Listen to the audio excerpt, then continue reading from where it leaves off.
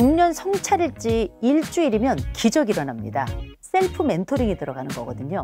스스로 나를 보고 그 지침을 발견하고 그 방향을 설정한 다음에 그 길로 뚜벅뚜벅 가고 있는지 확인까지 하는 것. 보통 멘토들이 하는 그 역할을 스스로 할 수 있도록 중년 성찰일지 한번 시작해보죠. 여러분 잘 지내셨습니까? 어제 뭐 하셨어요? 기억 안 나시죠? 저 뭐 했냐고요? 기억 안 나죠? 아마 덕구랑 놀았을걸요? 뭘? 자, 우리가 이제는 잠시 전의 일도 어제 일도 뭐 기억이 도무지 나지 않고요. 식사 조금 전에 뭐 하셨는지 생각나세요? 생각 안 나시죠? 된장찌개 먹었다. 그죠? 이런 시기가 올 줄은 생각지도 못했는데 우리의 기억은 깜빡깜빡하고, 그리고 우리가 일생을 살아가면서 많은 것들을 살았고 또 많은 것들을 기억한다고 생각하는데 놀랍게 남은 기억이 하나도 없어요. 너무 억울하기도 하고 어떻게 보면 하면은 또 다행이기도 하고요. 근데 수치의 기억은 영구적으로 남고 다음 생에까지 가고요. 기뻤던 기억은 언제 있었는지 기억도 안 나고요. 조금 전에 달콤한 거 먹었는데 그것마저도 기억이 안 나네요.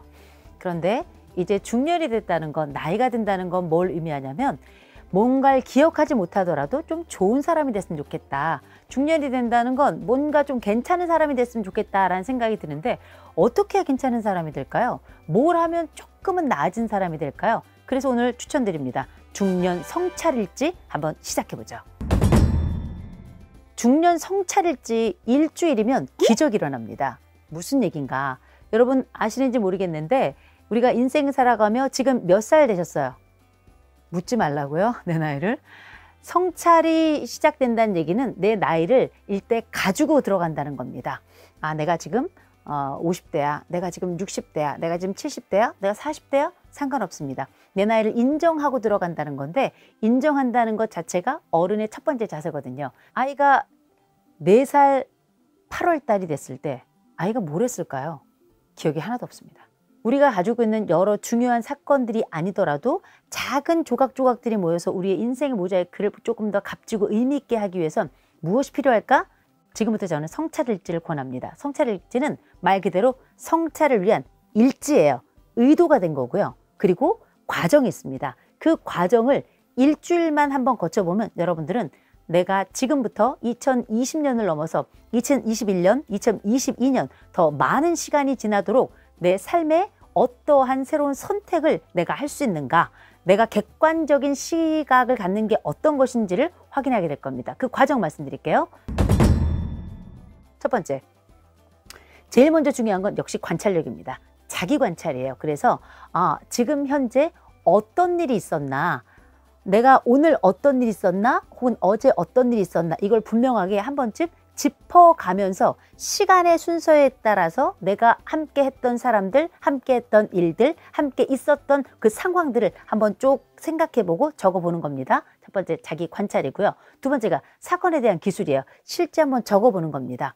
적어보는데 그 적어보는 것들 중에 특정한 사건들을 동그라미를 쳐서 밖으로 꺼내세요. 꺼내셔서 이걸 조금 더 자세히 기술을 하는 겁니다. 자세히 기술을 해놓으시고, 그리고 나서 세 번째가 자기인식이에요. 자기인식. 이 일이 왜 일어났을까? 이 일은 어떻게 될까? 이 일이 나한테는 어떤 의미일까? 나는 왜 이 일에 놀라거나 내가 이걸 의미 있다고 생각할까에 대해서 한번 쪼개어 보는 겁니다. 이걸 우리가 뭐라 그러냐? 분석이라고 하는 거예요. 이 과정을 거쳐서 마지막 네 번째가 자기평가예요. 누구도 보지 않아요. 나 혼자 하는 거기 때문에 어떻게 써도 괜찮습니다. 부끄러운 일도 괜찮아요. 자기평가는 어떤 식으로 일어나는가? 그러면 and then. 그러면 그 다음엔 어떻게 변화할 것인가? 내 마음대로 한번 써보는 겁니다. 가능하든 불가능하든 상관없어요. 이렇게 네 가지 항목을 칸을 나누어요. 칸을 나누어서 첫째, 자기 관찰, 어떤 일이 있었지? 두 번째, 사건 기술 쭉 써보는데 그중에 특정 사건 뽑아서 자세하게 좀 적어보는 것. 세 번째, 왜 그 일이 있었는가에 대한 분석을 해보는 거고요. 자기 인식이죠. 네 번째가 자기평가. 그러면 이 일은 어떻게 될까? 나는 무엇을 해야 될까? 그러면 무엇이 달라질까? 이것을 한번 적어보시는 겁니다. 얼마 동안? 일주일 동안. 아주 쉽습니다. 어렵지 않아요. 이를테면 이런 거죠. 오늘 제가 우리 귀염둥이랑 싸웠어요. 남편이에요. 싸웠어요. 싸웠어. 어떤 일이 있었나? 싸웠다가 오늘 자기의 관찰이에요. 싸웠어. 그러면 사건 기술은 뭐냐? 구체적으로 남편이 내가 눈썹 문신한 거에 대해서 격분을 했고, 격분한 것 때문에 창문을 닫고 소리를 지르기 시작했고, 건드리지 말랬잖아! 눈썹 하고 이야기를 한 것을 코트 그렇게 인용을 해서 한번 적어보고, 그래서 그때 나는 방문을 닫고 나와서 울고, 남편이 와가지고 한 번 더 건드리면 가만히 있지 않겠어 한 다음에 저를 다시 토닥거리고, 저는 그 팔을 뿌리치고 그 다음에 엉덩이를 한번 딱 깔아뭉개고, 남편은 거기서 쓰러져서 일어나지 못했던 그 사건을 자세히 적으시고요. 세 번째, 자기인식은 그러면 왜 그 사건이 일어났는가? 첫째, 나는 눈썹 문신이 하고 싶었어. 남편은 눈썹 문신이나 이렇게 몸을 건드리는 걸 싫어해. 그러면 이럴 때 나에게 더 큰 비중은 무엇이었는가? 이게 확인이 되는 거고요. 맨 마지막에 자기평가. 그러면 앞으로는 어떻게 될 것인가? 이 눈썹은 남을 것이고 다음번엔 남편 몰래 한 번 더 해야 되겠다. 이런 결론이 나오는 거죠. 간단한데 이렇게 스토리처럼 한번 만들어 보잖아요. 그러면 논리 구조가 생깁니다. 그리고 이 말하는 방식에 있어서 하나의 규칙이 생겨나요. 이런 규칙이 단순히 말을 잘하기 위함이 아니라 생각의 과정을 훑고 내가 생각하고 행동하고 어떤 것에 가치를 두고 최종적으로 난 어떤 걸 새로이 선택할 것인가에 대한 구체적인 상황이 생겨나고, 거기에 제가 뭐 또 다른 눈썹을 한 번 더 할 것이다 했습니다만 자기 반성도 들어가거든요. 다음번에 어떻게 해야 되겠다. 남편에게 이렇게 해야 되겠다. 혹은 난 이렇게 해야 되겠다. 이런 과정들이 생활의 성찰이 아니라 삶에 대한 조정과 통제로 이어집니다. 어떤가요? 그럼 무슨 일이 생기는가? 이를테면 우리가 월, 화, 수, 목, 금, 토, 일 일주일을 쫙 한번 써보죠.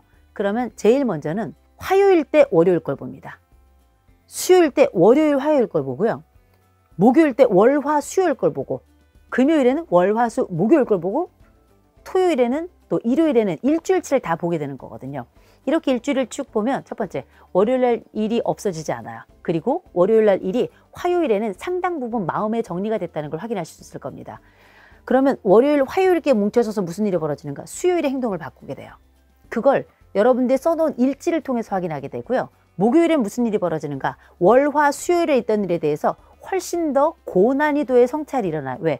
같은 방식의 성찰이 반복되는 것 같지만 거기에 항상 플러스 마이너스, 문장의 나열 방식이나 논리의 나열 방식마저도 달라질 수 있기 때문이거든요. 그리고 나서 맨 마지막 금요일을 거쳐서 토요일을 거쳐서 일요일이 되죠. 맨 마지막에 일요일이 되면 내 일주일에 대한 거대한 그림을 보게 됩니다. 그러면서 일주일의 사이클이 만들어져요. 기분의 업다운, 그리고 내가 이 부분을 어떤 식으로 처리했는가에 대한 일의 여정이 중간에 어디쯤 갔는가를 확인하게 되거든요. 이거 한번 딱 해보잖아요. 일주일을 해보신 분들은 놀랍게 일주일 동안 어땠는가에 대한 최종 평가를 한번 해보세요. 두 번째 주간에 성찰일지는 자동으로 들어갑니다. 보통 어떤 행동이 습관으로 자리 잡기 위해선 21일 이상이 필요하다 이야기하는데, 놀랍게 성찰일지만큼은 일주일을 해보면 그 다음번에 이게 가지고 있는 효과를 확인하기 때문에 이어서 다음 주에도 연속적으로 일지를 쓰는 이런 양상이 벌어지더라는 거죠. 중년은 리플렉션 해야 된다면서요. 반영하고 성찰해야 된다면서요. 어떻게 하실래요? 생각하고 명상 다 좋아요. 그러나 내가 물리적으로 나를 정리하는 것, 물리적으로 나를 보여주는 것, 물리적으로 나를 확인하는 것, 그리고 그 절차에 의미를 부여해서 최종적으로 변화의 방식까지 내가 선택하는 것, 이런 과정을 반복하는 걸 우린 뭐라 그러냐? 멘토링이라고 부릅니다. 셀프 멘토링이 들어가는 거거든요. 스스로 나를 보고 그 지침을 발견하고 그 방향을 설정한 다음에 그 길로 뚜벅뚜벅 가고 있는지 확인까지 하는 것. 보통 멘토들이 하는 그 역할을 스스로 할 수 있도록 내 글과 글씨와 연필과 볼펜과 종이와 그리고 우리가 가지고 있는 시작과 끝을 통해서 중년 성찰은 곧 자기 멘토링, 셀프 멘토링으로 이어진다는 걸 확인하셨으면 좋겠어요. 이 과정을 여러분들이 아이들이 안다면 여러분들 아이들이 뭐라고 부를까요? 어떻게 얘기할까요? 이 과정을 여러분들 배우자가 본다면 여러분 배우자는 여러분들 어떻게 생각할까요? 이 과정을 여러분 다음 세대가 본다면 여러분 다음 세대는, 그리고 그 다음 세대가 본다면 이건 뭐가 될까요? 이게 바로 역사가 됩니다. 이순신은 난중일기를 썼다 그러죠. 그리고 수많은 여러 메모광들이 자기의 기록을 남기고, 심지어 이중섭은 검종이에다가 뭘 그렸더니 이게 또 어마어마한 금액이 되더라고요. 우리는 역사는 금액으로 헤아릴 수 없을 정도로 중요하지만 한 번도 내 역사를 쓴 적이 없었고 특별히 중년이 바로 그 역사의 저는 시작점이 될 수 있다고 생각합니다. 왜? 한가운데 시작해서 아직도 많은 세월을 한가운데 시작해서 그 다음 세대를 한가운데에서 21세기를 시작할 수 있는 아주 좋은 나이, 아주 괜찮은 나이, 여전히 지성이 있고 여전히 아직도 에너지가 있고 여전히 매력 있고 여전히 변화의 가능성이 농후하기 때문이거든요. 자, 그렇다면 이제 우리가 평생 중년까지는 비교, 남들과의 비교를 통해서 나를 평가하느라 바빠 이 비교의 산 속에 살았다면 이제 비교의 산을 내려와서 중년 자기 성찰이라고 하는 객관의 산에 올라가서 한번 나를 내려다볼 수 있는 내 스스로의 렌즈를 가지고 나를 볼 수 있는 기회를 꼭 한번 가지셨으면 좋겠습니다. 그게 어쩌면 올해에 대한 정리이자 동시에 내년에 대한 준비이고 지금까지 삶에 대한 정리이자 동시에 미래에 대한 우리 노년과 그 이후의 삶에 대한 또 하나의 준비가 되지 않을까 싶습니다. 여러분 이쪽 보이세요? 여기 구독 자 꾹꾹 눌러주시고요. 자 왼쪽 보시면 요거 보시고요. 그 다음에 요거 보시면 됩니다. 얘 먼저 보시고 얘 다음에 보시면 돼요. 구독 얘 보고 구독 얘 보고 더 구독 같이 합니다.